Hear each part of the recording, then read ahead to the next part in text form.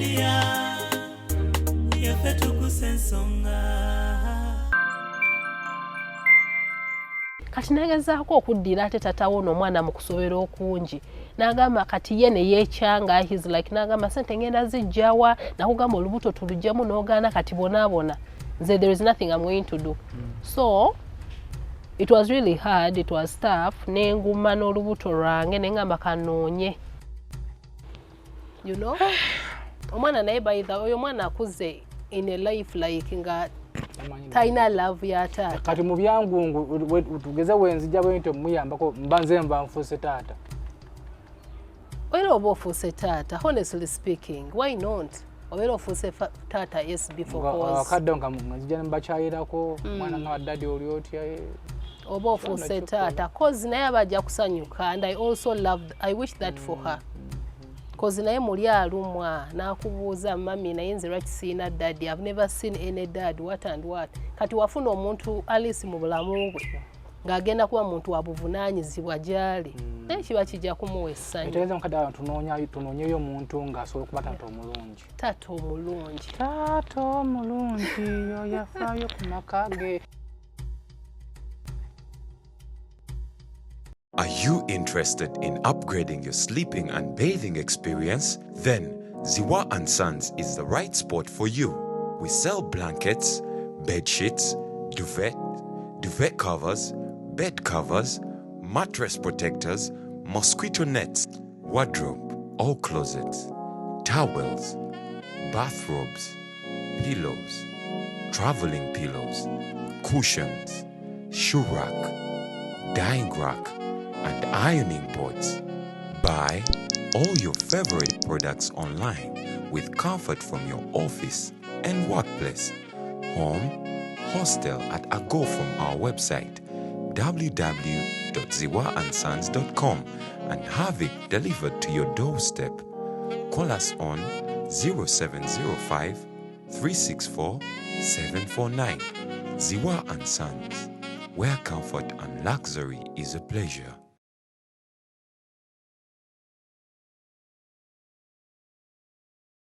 Basebo ne banyabo mbalamusizza amannya Maama Fiina akulira abasawo b'ekinnansi mu ggwanga. Tuusa okulabula abantu mwenna mu Uganda yonna n'ensi yonna okutwaliza awamu nti nina abafere abakozesa erinnya lyange ne babba abantu. Bali ku Facebook, bali ku TikTok, bali ku mikutu gyonna. Nga beefudde Maama Fiina. Maama Fiina oba onoonya obujjanjabi bwo bawetaaga bujjanjabi obusinkana bulenga wokka Mityana Road lunaku luba lwa Sunday. Maama Fiina tajjanjabira ku Facebook, Maama Fiina tajjanjabira ku TikTok. Maama Fiina essimu ze zino 0772 45 89 64 ne 0782 95 17 21. Oyo gwodiringa naye ku Facebook oyo mufere si Maama Fiina. Pata mchizigo. Nedda nawe SB4 nedda. Chichi. Lotion nga tegendangako on my skin. Ne reacting nga naye wontuukako teweegomba. Kati wali ofaaki.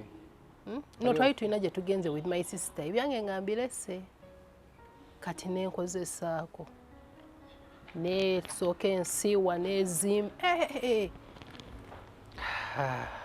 kaze mwagadde obulungi naye nedda naawe SB4 sikwagala bulungi. I appreciate what God gave me. Kwa SB4 Media Tuggussa Enssonga tukubuuzaako kyosinzidde okubeera ng'otulaba ate nate tusuubire nti muli bulungi ebiri mu ggwanga bitambula akadde ka mpewo kakuba katonyerera ennaku zino naye tusuubire nti tekakwisa bubi ggwe ali eyo komyewo ne mwanyinaffe twamukyazako kkowa natumirizako ku mboozi after story eyo wadde twekubeko kukawo kati nina obula omulundi gumu olwabulirawo. SB4 nali mbeerayo ng'era I'm really trying on my life cause when najja wano when nakola eyo that interview bethe Mukama amwebaza that at least nafuna some good people abalina emitima emirungi. Era mubeeramu n'abalina intentions ezaali embi ennyo. Ate zitya? SB4 nafuna nga abantu they are like twakulabe ku SB4 Media nga you need some help ng'olayinza okugamba akubira essimu n'akugamba jangu mu kifo bwe kiti ne bwe kiti opiikinge like oba sammane waliwo yangamba jangu opiikinge fridge mu maka gaabwe and I was like nedda sigenda gendayo ate nga lwaki SB4 omuntu ng'akuyise mu maka enensi ogamba ozonga nsobola okugenda kujja ne muganda wange nokugendayo ne kikamada ng'akugamba you come alone ojja weka ate ogenda mu maka ge I think I got like nafuna abantu nga basatu abangambye ng'ekyo ekintu naye natya era saakiwa budde ate nosobola okujajinga omuntu nga nesina byaliko you're so right but enensi we yatuuka abantu si bangu so kati I had those fears nengamba nedda mukama wanaayagala nja kufunamu ajja okubeera with good intentions era yanyamba nenfunamu omu by the way he was really a nice person because this is a kind of a guy who came into my life n'agamba nakuwulira wali ku media ng'oyogera weetaaga obuyambi n'agamba kati njagala nkolere that accountability ku bye weetaaga era nenjikola omusajja bambi mukama gyali amwongere blessings cause nabikuwa ne mugamba then nampa he gave me everything by the way n'agamba you buy the fridge nampa like eza capital n'agamba ezekifo nazo nga nina osasulira he did everything ate nga tannaba wadde n'okuŋŋambako ekintu kyonna kyonna ekya love wano Uganda no he's in Canada so yakomako nomulabako he was planning to come back by the way cause nali when it was last year era yali aplanning okuddamu ogwo omwaka ng'alina ebintu tebyawakinga out yannuma nnyo bambi reason being in the end of it all namala nenzula that we were of the same clan ekitegeeza yali aswera mu something things from above era nga akoze pulaani nti wenva eno njagala tugule ettaka tuzimbe bambi he really had good intentions nengamba SB4 bane mukama yanukudde essaala zange cause mu bantu bonna abantuukirira I think that's the only man who had those good intentions okizuulira ndi muli ba same clan so when kizuulira by the way lwali lumu cause in the first place he used to send the money through mobile money kati then natandika like lwali lumu nasindika nga akozesa ria kati eyerebera indicating details z'omuntu kati that's when I noticed it Ria Canada waliyo Ria yatere mu Saudi Arabia gundi he was in Canada I remember so kati ekyo nekikujjako ekyo really mambi nendaba nga things can't go I can't push on with him anymore honestly kati naye SB4 manye byaffe ebyabaganda Umaru owa butikoto mukwata kigwo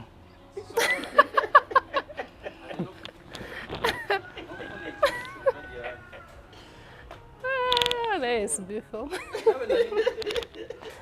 sibuza ti bwolya gwoli okutte naye so kati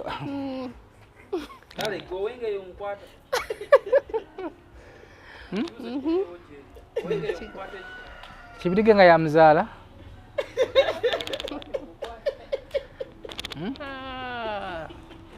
edda ate tuyinza n'okuba nga tuli wano nga ne famire gyendimu nga nze tulaba nti enfaanana yange niyanga mu America tobanga famire yange obanga yanze bana mu ddwaliro siweeyo nga nesubye ebirungi I know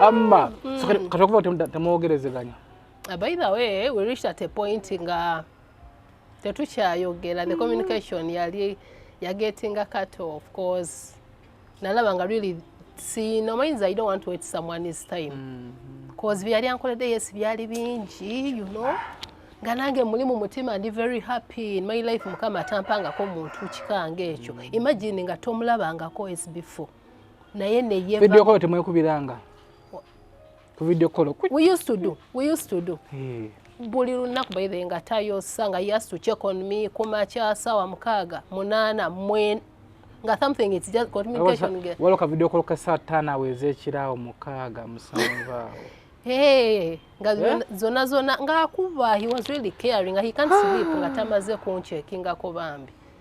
He really loved me banange na yona bambi jali. I don't know. I also felt so hurt na musubwa naye nga bambi. Newenkela nezilamu ne musanga sisobola muyitako bambi. Kalwa tomubuuza ko nga brother. Nga brother. Oh. I think bambi are getting so heartbroken naye na going silent. Nga ta texting, there is nothing, you know. Kati go amagama nti ndi tuli ba Luganda. Yeah. Ba yali akimanyi already. Already by the way ye kati already yali akimanyi naye ateze mu kusoka naye I think yali already akimanyi because kuno I remember when I came here I had to amanya gange gonna nagogera. So he knew about it. Anyway, kati ifetambulete. Cut right now, ebintu kati honestly, yes, mukama yanyamba like I started, netandikawo akantu akatono there in town. Naye kati ndi single mother w'abaana babiri. Naye kati ono omukulu really, I've been struggling with her. Ndozo okuva tate we yeegana olubuto. Nga he's not supportive, you know.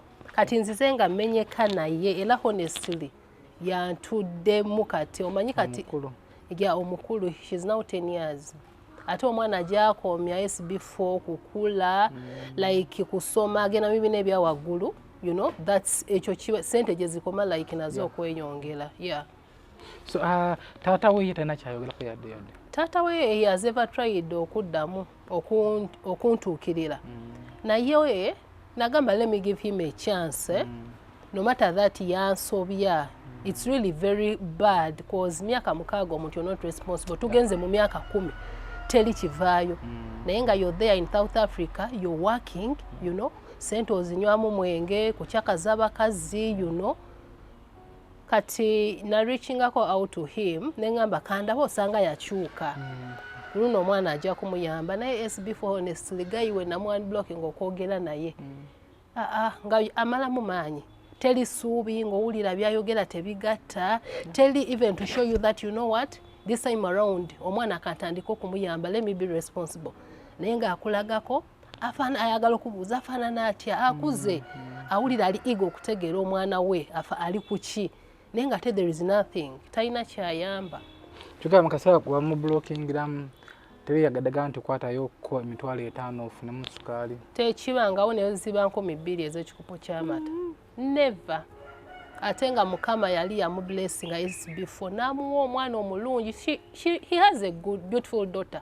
Omwana we mulungi. Ate mwana mugezi. Naye ola n'omwana atuuka n'akubuuza where is my dad? Kozi tamulabanga nako. Tekibangawo. Ono omwana blockingira ku video call tebivirako okukola. Simumuwangako ku video call by the way. You know, I've ever given bali bogerako ku video call naye byamabegako. Kati ndudde. Kati akutudde mu ngeri ki? Yeah, antuddemu like sisobola like kati okumuweerera ye school fees SB4.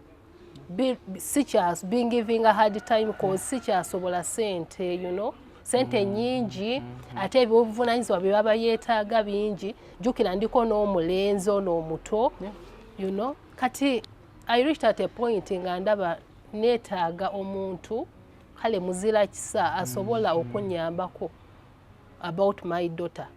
Nga muntu wa intentions nungi ajja kumunyamba nga. What are intentions zembi?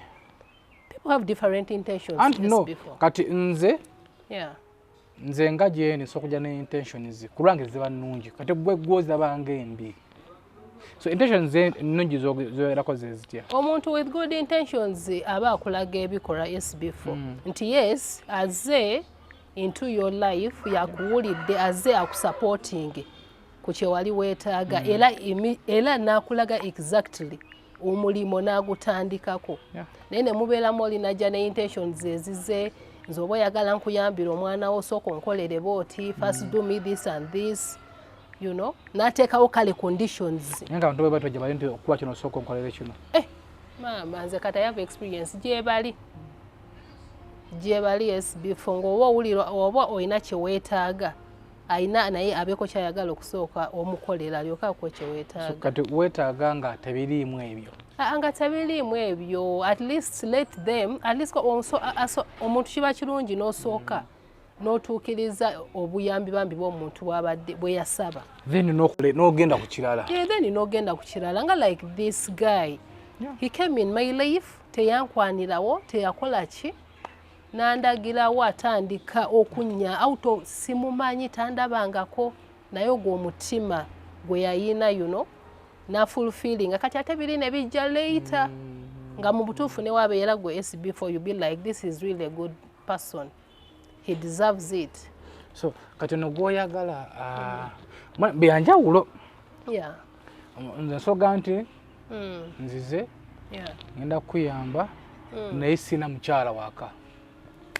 Njagala obeere girlfriend wange, then tobe ekiddako. Gye bali abo? No, omuntu olina okujja ng'okimanyi. Omusajja nga mukazi we yamukwata mu ntebe ng'ayinda n'anoba. Ayo yereyonda ejjo n'asengukayo n'okusengukayo. Ndadda nga kusiteerawo nga waasula. Naga sina mukyala waka. Kituufu. Aye kankwase ojje tukuze abaana. Kyekkiriza baana. SB4 y'omuntu tekiba kale kibi naye nga tenze mba naaniyagadde nnyo like woba omanyi ekyo kale that interest is there at least it's better nosooka nondagako like you try to help me out ku buyambi bw'embeera neetaaga about my daughter, so kati wendaba nga that is going obina ebirala bisobola okujja mpola mpola. Sajja zoba ono ngayambadde sati ya maroon wano ng'agamba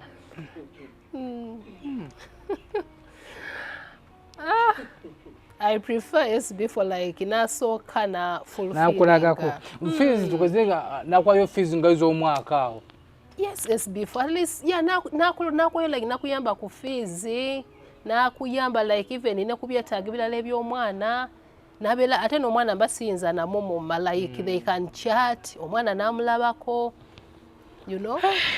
Omwana naye by the way omwana akuze in a life like nga taina love ya taata. Kati mu byangungu tugeze wenzija bwente muyambako mbanze mba nfuuse taata. Obeera oba ofuuse taata, honestly speaking, why not? Obeera ofuuse taata SB4 cause. Akadde nga nzija mbakyayirako mwana nga waddadi oli otya. Oba ofuuse taata cause naye abajja kusanyuka and I wish that for her. Cause naye muli alumwa nakubuuza mami naye nze lwaki siina daddy, I've never seen any dad, what and what. Kati wafuna omuntu alisi mu bulamu bwe ng'agenda kuba muntu wa buvunaanyizibwa gy'ali naye kiba kijja kumuwa essanyu. Etegeeza mukadde abantu tunoonyeyo omuntu ng'asobola okuba taata omulungi. Taata omulungi. Taata omulungi yo yafaayo ku maka ge. Ku SB4 Media Tuggussa Enssonga. Lowooza owulira gwe osobola okuba ng'oli eyo. Abantu abalungi gye bali. Taata abalungi gye bali. Kyalo ono anoonyeyo taata asobola okubeera omulungi. Tuusa obuvunaanyizibwa bwa taata osobola okubeererawo nga maama nomanya nti olina omwana gw'ozadde. Kyemmanyi gy'oli eyo era nga era munaateeseganya nga mmwe. Naye mukadde kano ayinti wenaagamba nti ka school fees ngosobola okukatoola. Nagamba nti munnaaye karenti kaze ngosobola okukatoola. Kimanyi bataata gye muli eyo bataata abalungi bakuba no taata agenda okuzaala omwana adduke, agenda okufunisa olubuto adduke. Taata omulungi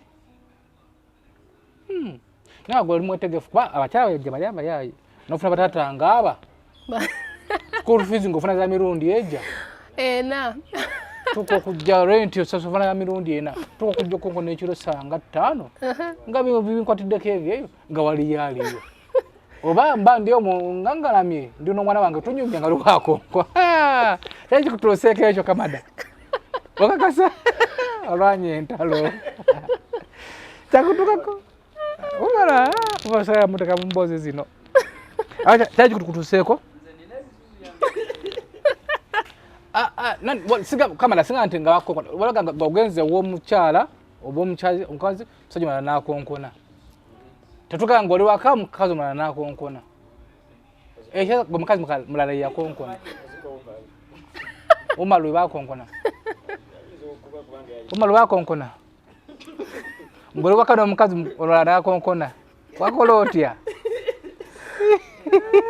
kama akafaananyi awo omulimbe nina gwe wekka oleme ogenda kugulawo maama nga abawulidde mu nyumba we muli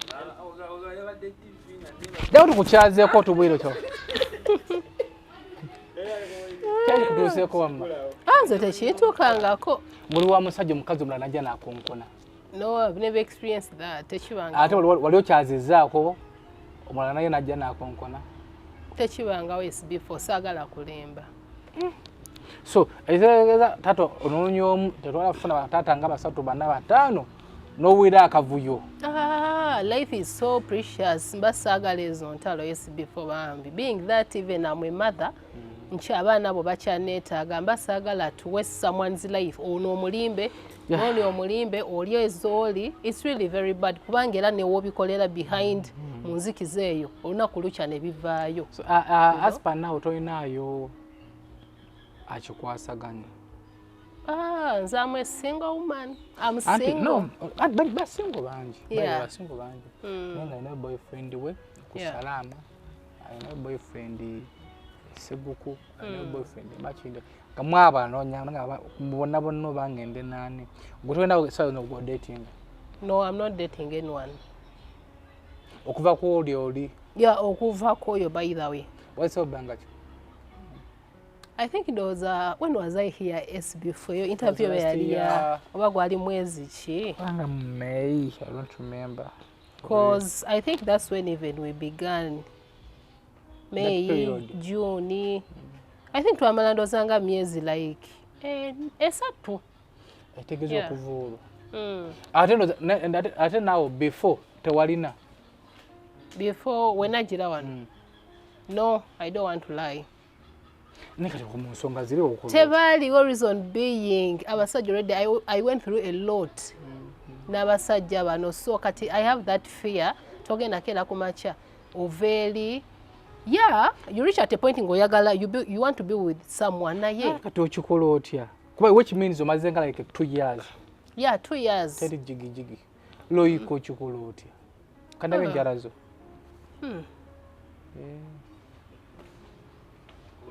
ekitegeeza oliwo ensonga entonotono ze mwemalira ng'omukyala oliwo ensonga entonotono ze wemalira ng'omukyala SB4 nedda kati okikola otya SB4 you try to keep yourself busy tulimba nammwe SB4 ki kyoyagala kyoyagala okuwulira it's not the truth so kituufu by the way you try to keep yourself busy SB4 yes abasumbuyi babangayo bulijjo but fa ku basumbuyi kiringanga omanyi wookula notandika okulya osobola okumala omwaka nga tolidde ku nkundi ku mmere okumala omwaka nga tolidde ku mmere naye nga wali oliddeko olozezzaako wala omulagala bugenzi wano sawudi nowera msimanga akataapu mpwera simanga gundi sukamba simanga oli wano Uganda ng'olaba nolaba ku musajja ati wuuyo ng'ali mu maluuni n'omulaba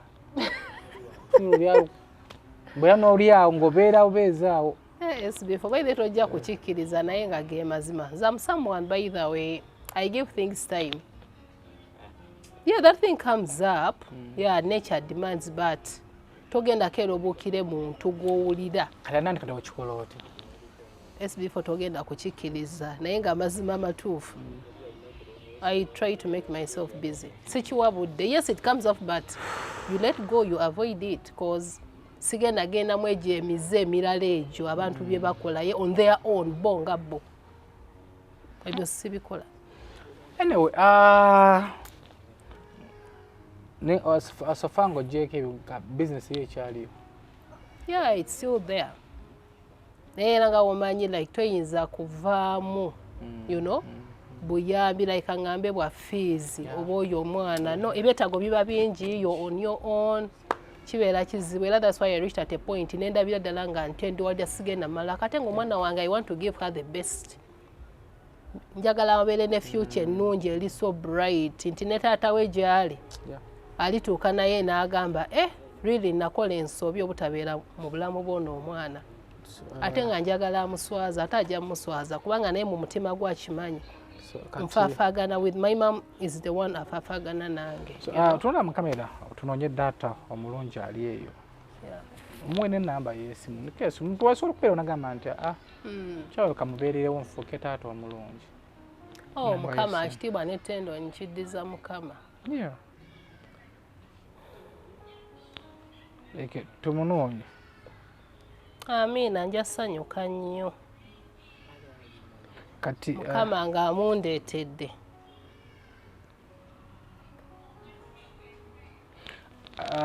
anti tumuwe ennamba y'essimu omuntu ali eyo ngenda kusoma. I'm going to be reading out 2 numbers SB4. They are all mine. Emu ya Airtel, naye ya Airtel still very active kwa WhatsApp. Naye this Laika, it's very active. Airtel oyinza kuba it's like for calls Nenga naye eri ku WhatsApp but I'm not always active on it. So my active, I'm going to give them out zona. Airtel kukuba naye nga naye eri kwa active nzibu nnyo okunfunako like on WhatsApp. But then this Laika osobola okunfunako bulungi 24 seconds I'm always on. On this Laika number. Ekaza ne mutegeera. Nungi nno nnyo. So tuwawe soma. So I'm going to first read my Laika number. Eri very active on WhatsApp.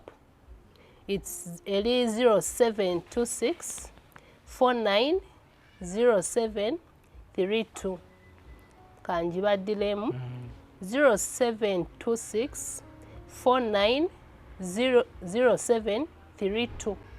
That's my Laika number. Eri ku WhatsApp. Very active on WhatsApp. Then yenendala, it's my Airtel number for calls. It's also on WhatsApp, but city yo I'm not very active.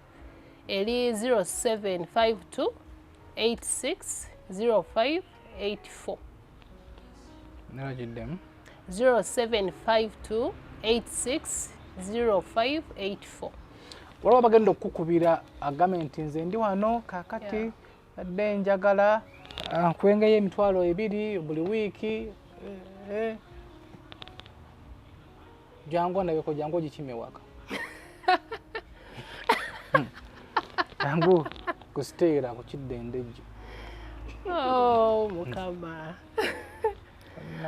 abanange bakuba abo wanje abo banaakuba naye SB4 oyinza oba controlling toyinza nakutegeera bonna bambi kiba kirungi ate tubagambira wano ne bamanya nga onkubidde like oyina mutwalo gumu oyega nti newana ekyebiri jangu yone ku kiddendejje banange oyo nedda ate abagenda kumenya kozi mandabira ddala you're giving me 20k zosobola n'okuteeka ku transport manya ku mobile money kati wengattaganamu ka transport kengenda okuteekamu okutuukako ate mulimu abagamba nti ate babana bakupirako jangu kutaliko out mayo nti bava ku mulamwa olimo namba ya birala nati nga kutaliko out tugenda kijinja tumaleyo ennaku 2 tugendeko bintu ebyo bitegeera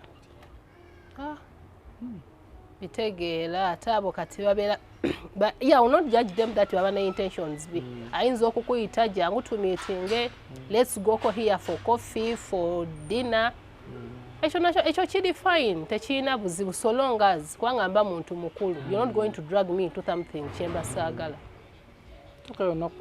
onywa ku beer I do booze but where necessary SB4 nasuka ko chamka mbubiro SB4 nedda bane controllinga ebintu by'omwenge mbimanyi anyway kwa SB4 Media Tuggussa Enssonga ndowooza ensonga ezo ziwulidde simu yere ku screen ojja kubeera ng'okikubaako ko bisigadde mwogere naye nga kyala bangi abali ababonaabona n'abandi sibula kwagala kwabwe naye ate ffe tube batuusako naddala ffe abasajja ffe tube batuusaako abasajja abasinga obungi tebalina buvunaanyizibwa ate nga ssente babeera nazo naye oba oli awo nyinza okuba nga twazaala omwana nebitagenda bulungi naye kukyagwe nga mama w'omwana naye kinzijjako obuvunaanyizibwa nze ng'omusajja kubeera nga nina okutuusa obuvunaanyizibwa kuweerera omwana wange nomuwa buyambi abasajja bali eyo bavuka bali eyo songa ino mugitegeere bulungi badde mbasaba abadde bakola ekintu ekyo mukireke kubanga sisuubira nti omwana wanafuna taata mu kaseera kano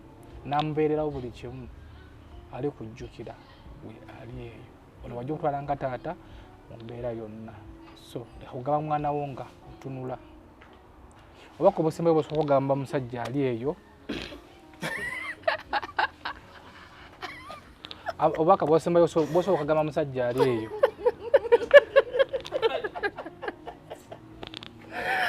anaye umalu baka bwosooka okugamba musajja ali eyo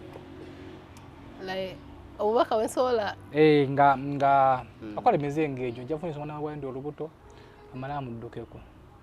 Okay, obubaka like by the way mpa abasajja abali eyo kirungi nnyo mweyisengala mweddeko ko mukyuse mu mpisa zammwe mukama waba akedde n'akuwa omwana w'abende koza abakazi nze kyemanyiiko we are kind of women like we are so soft nti omusajja asobola okuva eri nakonvinsinga n'olabira ddala nga bambi ali ku kituufu so you also respect like views ezaba akugamba you know naye ng'ate intention ze mu mutima gwe si we ziri akwegombyeko he just wants to use you ebigendere wamaliriza ku dumping awo kera ekyomugambe ndi lubuto adduke so mweddeko let that thing kubanga namwe muyina abaana ate namwe mwazaalibwa bakyala I don't think namwe bazadde bammwe bakeera enkya ne babateekamu eyo embeera kale like batata bammwe you know so muli obubaka wange bwe mbagamba you learn to be responsible man responsible father yeah you give you omuntu wabaze mu bulamu bwo treat them as queens by the way fetuli bambejja by the way olina okuyisa omukyalo obulungi cause ne mu Bible ekyekyogerako you know cause omusajja ofuna omusajja in your life SB4 n'akuyisa bulungi bambi n'akubeererawo ne mwetegeera ekyo kiba kintu kirungi nnyo. Oh, okay. Kwa SB4 Media Tuggussa Enssonga ensonga oziwulidde ziwa anisanze bakiteekamu akasente bali awo ku mukwana akeedi balina kalonda yenna owa beddings balina amasuuka blankets duvet covers mattress protector butimba bwansi bakwane delivery paka ku mulyango waliwo abantu balina omukwano gwo nga guba era obumuli butandise okujja kamera laga abantu ku muntu oyo alina kyusako wamakamera mwali awa tetukajjamu so ama songa zezo abasajja tweddeko n'abakyala waliwo abakyala bonna nga bakola ebibi mu omukyala nafuna olubuto olwo nazaalo nakuzayira omwana natenka okuyisa obubi nasajja tatuba nabugumiikiriza ojja kunkola ebintu kimu bibiri bisatu nkoleke ngende nkukyawe nkukyayira eddala namwana we ngakuddamu yadde okwagala okumuweza abakyala gye bali bakola ebibi ekyo kituufu naye nga kyekyo mwebale nnyo obala kutukyayirako era namwe mwebale SB4 kumpa omukisa this opportunity to be here once again ndi musanyufu nnyo by the way thanks for being with that big heart so ova wano ddawa wanje ova wano ddawa nzira waka SB4 I'm just going home waliwo omuntu sente azirinamu ayinamu zika ayakututako out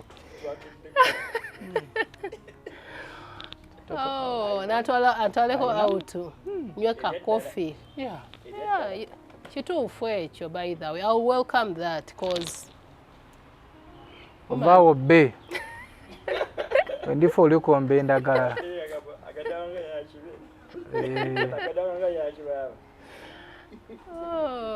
n'emisu wagimwereze wajonna gyereze mubeere bulungi mweraba. Are you interested in upgrading your sleeping and bathing experience? Then Ziwa & Sons is the right spot for you. We sell blankets, bed sheets, duvet covers, bed covers, mattress protectors, mosquito nets, wardrobe, all closets, towels, bathrobes, pillows, traveling pillows, cushions, shoe rack, dyeing rack, and ironing boards. Buy all your favorite products online with comfort from your office and workplace, home, hostel at a go from our website www.ziwaansons.com and have it delivered to your doorstep. Call us on 0705 364 749. Ziwa and Sons, where comfort and luxury is a pleasure. SB4 Media.